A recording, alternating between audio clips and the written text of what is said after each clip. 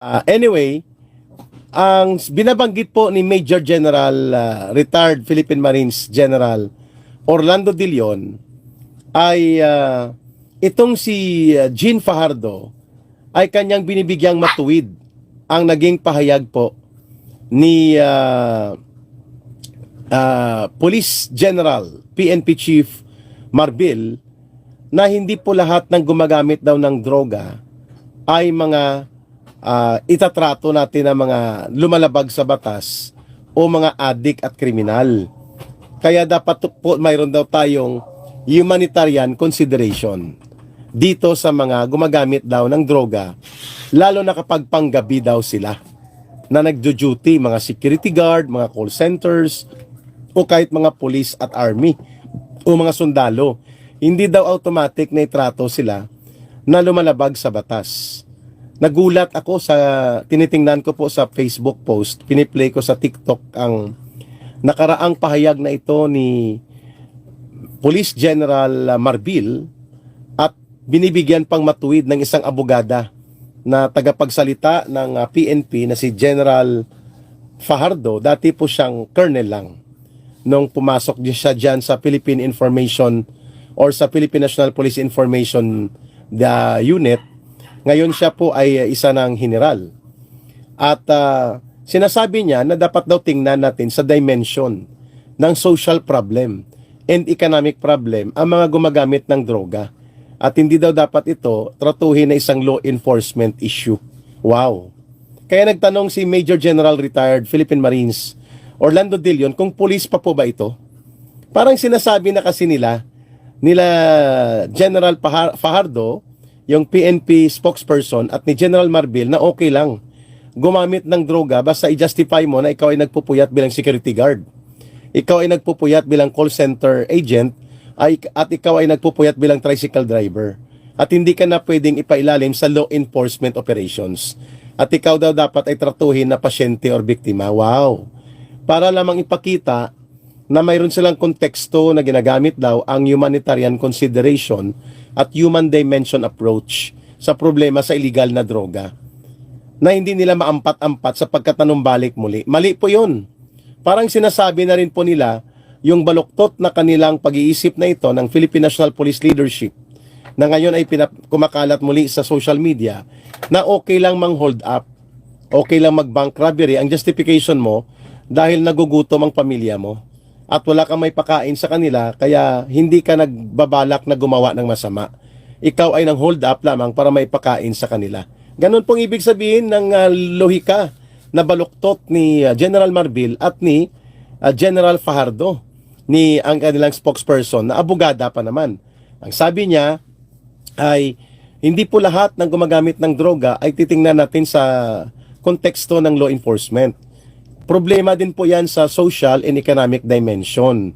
Bagamat totoo yon, pero mali ang kanilang reasoning at baluktot ang kanilang line of thinking to justify yung kanilang totoong hangarin na ipakita na hindi makatao ang naging war on drugs ni Pangulong Duterte at naging marahas at madugo iyon. At mayroong aspeto at proseso na pwede palang maging makatao. Pero ang kanilang ginamit na lohika ay baluktot, skewed, illogical, and crook na uri ng reasoning at wala sa hulog. Bakit? Sapagkat ano pa man po ang maging justification mo sa paglabag sa mga batas, iyan po ay paglabag pa rin sa batas. Kahit sabihin mo na nagugutom ang anak mo, nagugutom ang iyong pamilya, kaya ka nang hold up, kaya ka nakapatay ng taxi driver, kaya ka pumasok sa bangko, nag-bank robbery ka, o kaya nang kidnap ka dahil may gusto mo lamang may pakain sa pamilya mo at may bibigay kang pag-aaral at pangbayad tuition sa anak mo. Hindi lahat ng kriminal ganun na rin pong gagawin nila at magiging line of reasoning. Chip, pasensya na po hindi mo ako pwedeng hulihin sapagkat hindi pa ako lumabag sa batas sa kagustuhan ko. Ako po ay gumawa ng pang-hold up sa bangko, ako po ay gumawa ng pagpatay, nag-akyat bahay po ako, nakapatay po ako ng may-ari ng bahay, sapagkat ayaw nilang ibigay ang kanilang pera at mga kagamitan na gusto ko lang naman ay may pagbili ko yon para may pang-tuition ng anak ko at may pangpagamot sa ospital.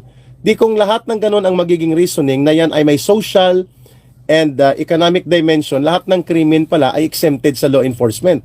Yun bang ibig mong sabihin, Attorney General Jane Fajardo? Yan bang gusto nyong ipahiwatig sa droga?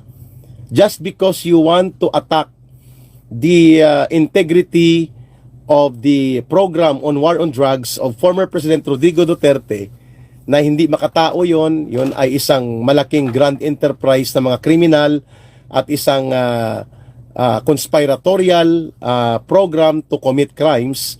Yung war on drugs na yon, gusto nyong palabasin na kayo ay makatao by saying na hindi lahat ng dimension at aspeto ng drug war problem o ng drug problem sa Pilipinas ay law enforcement lamang ang tinitingnan.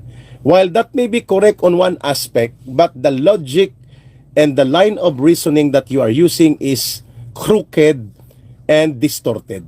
Kaya mali. Klaro? Ang mali ay mali, ang krimen ay krimen. Kaya nga may batas. Kaya nga may Anti-Dangerous Drugs Act tayo na mga paglabag at mayroon tayong illegal drugs problem dahil nga may batas na nilalabag. Si Saldico ba kaliwa yan? Hindi po. Pero siya po ay lumilinya din sa mga CPP, NPA, NDF for the purposes of business retention sa Bicol. Pero hindi po siya CPP, NPA, NDF. So ibalik ko lang po doon sa discussion na yun na very dangerous po at nakakabahala ang ganong line of thoughts at ang ganong reasoning sa pamunuan ng Philippine National Police na i-justify nila na hindi puro law enforcement problem ang gumagamit ng droga. Sapagkat daw kapag ikaw ay nagpupuyat na maging tricycle driver, mamasada ka, mag-duty ka bilang security guard, mag-duty ka bilang guest relations officer o GRO sa panggabi na mga duty sa nightclub o sa mga bar, at kapag nag-call center work ka, at kapag ikaw ay sundalo at pulis na naka-duty panggabi, okay lang magdroga ka. Kasi yan ay may social dimension na kailangan mo manatiling puyat at gising. Wow! Palakpak! Wow na wow! Kaya pala, biglang sumirit ang krimen at mga paglabag sa Dangerous Drugs Act dahil sa ganitong lohika ng mga namumuno sa kapulisan. Konsentidor at palpak ang uri ng ganong line of reasoning para lamang pagtakpan na napapalpak at nabubulok po ang kanilang law enforcement program against the war on drugs supposedly na dapat ipinagpatuloy, in-improve at inayos kung may dapat ayusin mula doon sa previous war on drugs ni Pangulong Duterte. Yan ang dahilan kung bakit gumagamit sila ng baluktot na line of thoughts and reasoning na wala na sa hulog. At lumalabas tuloy na nagiging kengkoy sila. Makikita nyo po yung repost na ito at mga pahayag niya sa isang TikTok circulated video sa aking Eric Jeff Celis Facebook. At tinalakay ko dito kasi nakakabahala at nakakabigla na kumakalat muli at lumalaganap ang ganitong line of reasoning na pangbabaluktot sa sense of responsible law enforcement at sa mabuting pagtingin sa kung paano dapat ipatupad ng patas at nararapat ang batas. Ayos? So I hope na matututo dito si Brigadier General at abogada pa na tagapagsalita ng Philippine National Police. Hindi po lahat ng sasabihin ng Chief PNP ay pagtatakpan ninyo at lulusutan ninyo sa pangbabaluktot sa sense of reason and sense of rationality. Kaya na lumalabas tuloy na kulokoy at kingkoy ang inyong mga pinaggagawa dyan sa Philippine National Police. Kaya basahin nyo ang sinasabi ni retired Philippine Marine Major General Orlando De Leon, police pa ba kayo? Are you really into law enforcement business? Are you still the primary law enforcement agency of this country? By the way of the crooked, illogical, and distorted line of reasoning that you want to justify in relations to the proliferation of illegal drug substance abuse. Kaya pala, hindi niya ma-require si Pangulong Marcos Jr. na mag-undergo ng hair follicle DNA type drug testing para po mawala na ang lahat ng agam-agam at magkaroon po ng clarity of issue sa iskandalo ng involvement niya sa drugs. Okay? Ano daw ang ibig sabihin ni nang nagkita-kita mga retired generals at police kay PRD sa Davao? Wala. There's nothing to be so anxious or worried about that, sapagkat normal po na ginagawa ni Pangulong Duterte na magtipon-tipon ang mga dati niya mga police officers and officials at pati na po ang mga AFP retired officers na naging malapit sa kanyang administrasyon.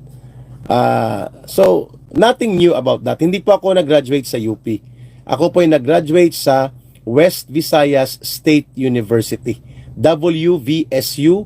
Isa po siyang pangunahing regional state university sa Western Visayas na nakabase po sa La Paz, Iloilo City. Ayun. Watching from the Middle East. Thank you ka Eric sa pagpapaliwanag mo from Diony Capilastike. Okay, klaro tayo ha. Punta na tayo dito sa pangalawang aspeto ng ating talakayang bayan.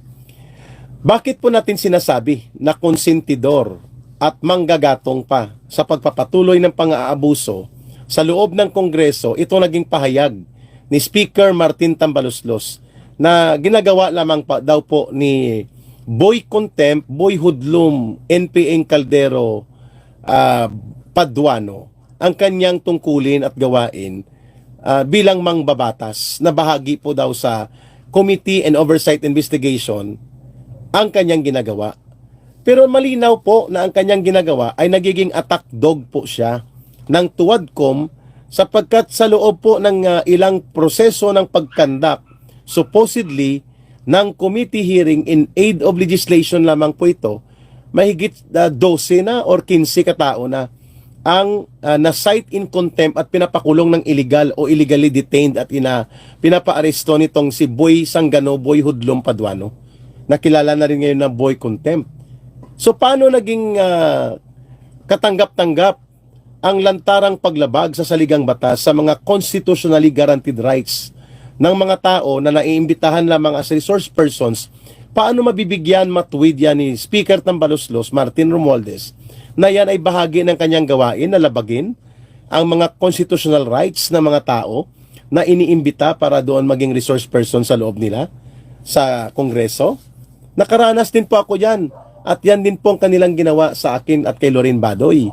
At lumaban nga ako dyan sa kanila at sinasabi ko sa aking second opening statement nung magkita-kita kami bago ako ipa-contempt o i-cite in contempt nila ni Boy Tapang-Tapangan, Boy Sangano Paduano, that this committee is not above the law. Congress or any official of the government are not above the law.